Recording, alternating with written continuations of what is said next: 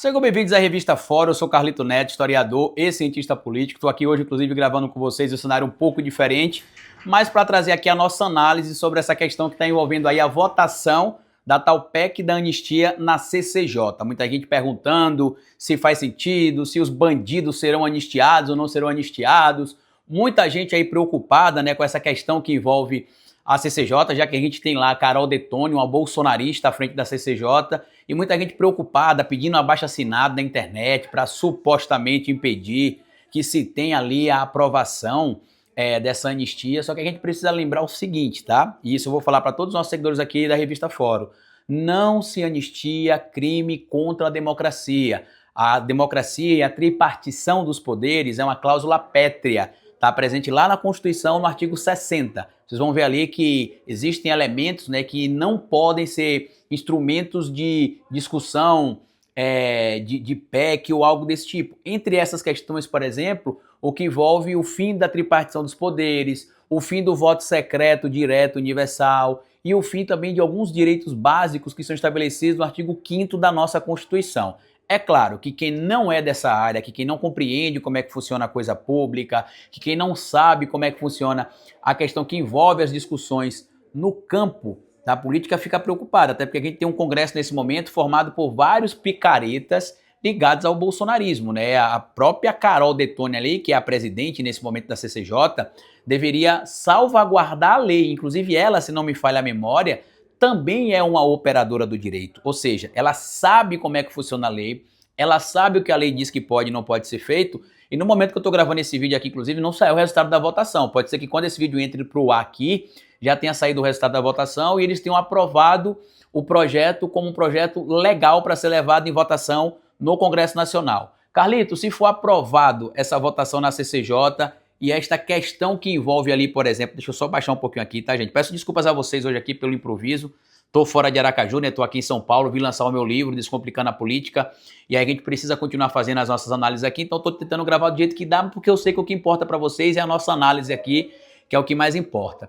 E aí muita gente perguntou, Carlito, se aprovar na CCJ, vai acontecer o quê? Vai acontecer que isso vai ser levado para votação no Congresso. Caso seja aprovado no Congresso também, o STF irá derrubar. Por quê? Porque, como eu disse, não se anistia crimes contra a democracia. A própria ministra Carmen Lúcia, que hoje, inclusive, está à frente do TSE, que já presidiu o STF, inclusive, também, já falou em mais de uma oportunidade que não se anistia crimes contra a democracia. Mas por que, Carlito, que eles estão discutindo isso e por que tem essa possibilidade, inclusive, desta situação abjeta realmente ser votada e aprovada? A explicação é mais simples do que parece para muita gente. É justamente criar a tal narrativa. Eles dizerem, por exemplo, que o STF está legislando. Eles vão dizer que o Congresso Nacional decidiu ali que se pode anistiar os envolvidos no 8 de janeiro, que eles não teriam supostamente cometido nenhum tipo de crime, e o STF foi lá e barrou. Isto é basicamente para criar a narrativa para bolsonarista.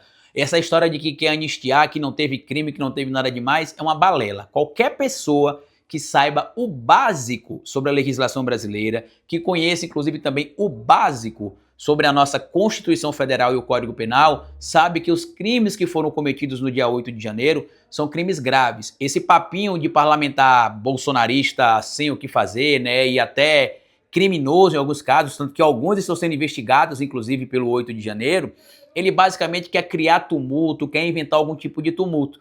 Porque ele sabe que a situação pode se complicar para ele também. Por quê? A Constituição Federal, no artigo 5º, inciso 44, fala sobre crimes, né, o que são alguns crimes ali, né? O artigo 44 fala o seguinte: constitui crime inafiançável e imprescritível a ação de grupos armados, civis ou militares contra o Estado Democrático de Direito e a ordem constitucional. O Estado Democrático de Direito estabelece, inclusive, os três poderes, né? A chamada República Tripartite. Executivo, aquele que executa as leis; legislativo, aquele que cria as leis; e judiciário, aquele que fiscaliza a aplicação das leis. Ou seja, quando você tem um indivíduo que atenta contra um dos três poderes, ele está cometendo um crime. O artigo 359L e 359M, também do Código Penal, que fala sobre tentativa violenta de abolição do Estado Democrático de Direito, no 359L, e golpe de Estado no 359M, deixa claro e cristalino o que teria acontecido no 8 de janeiro. Então, tudo isso, meus amigos, que está acontecendo hoje é basicamente para criar o que a gente chama de cortina de fumaça. Por quê? Porque quando os bolsonaristas conseguirem aprovar isso da CCJ e for para discussão no Senado, ou melhor, no Congresso, né, tanto na Câmara, depois no Senado ou vice-versa, eles vão fazer isso basicamente para tentar criar tal narrativa. E aí continuar jogando a opinião pública contra o STF. Por quê? Porque no cenário mais positivo para eles, isso é aprovado na Câmara. Eu já adianto para vocês que a possibilidade disso passar na Câmara é praticamente nula. Eu não vou falar que é 100% nula, porque a gente não pode duvidar do Congresso Nacional Brasileiro nesse momento, inclusive já que ele está na mão da extrema-direita bolsonarista nesta ocasião. Sim, muita gente acha que o Bolsonaro, por estar perdendo força, não tem ainda influência, não tem mais influência política, e tem, o bolsonarismo também tem, né? Claro, o Bolsonaro tem perdido a força, mas o bolsonarismo continua forte ainda, como muita gente duvida que ele está, e vai continuar por um período ainda, tá?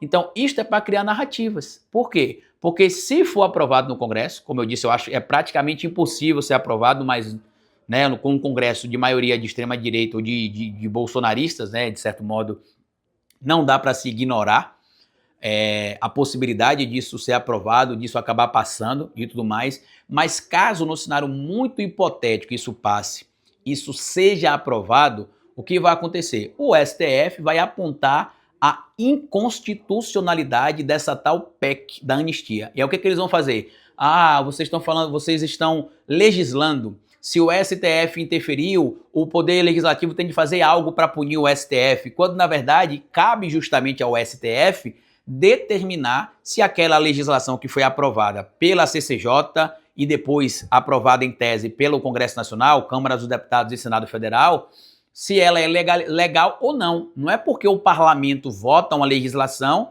que automaticamente essa legislação passa a valer. Por quê? Quem interpreta a lei, quem entende da lei, é o poder judiciário, poder inclusive que o STF está presente. Então, para a tristeza de todos os bolsonaristas que estão aí achando que se a CCJ aprovar, vai ter anistia, se o Congresso Nacional votar, vai ter anistia, ó, nananina não.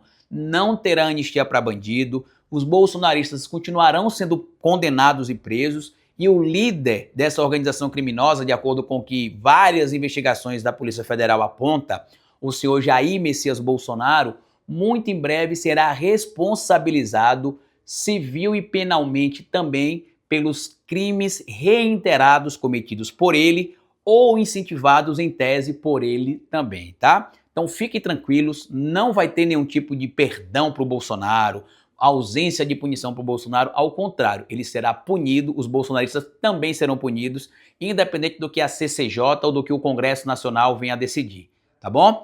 Grande abraço para vocês, amanhã estou embarcando de volta para Aracaju, então o vídeo de amanhã provavelmente eu vou gravar no aeroporto, mas na quinta-feira a gente já volta com aquela qualidade que a gente tem lá em Aracaju no nosso estúdio, fazendo as nossas análises também do mesmo jeito aqui na Revista Fórum, como vocês gostam e acompanham, tá bom? Grande abraço para vocês e até o nosso próximo encontro. Tchau!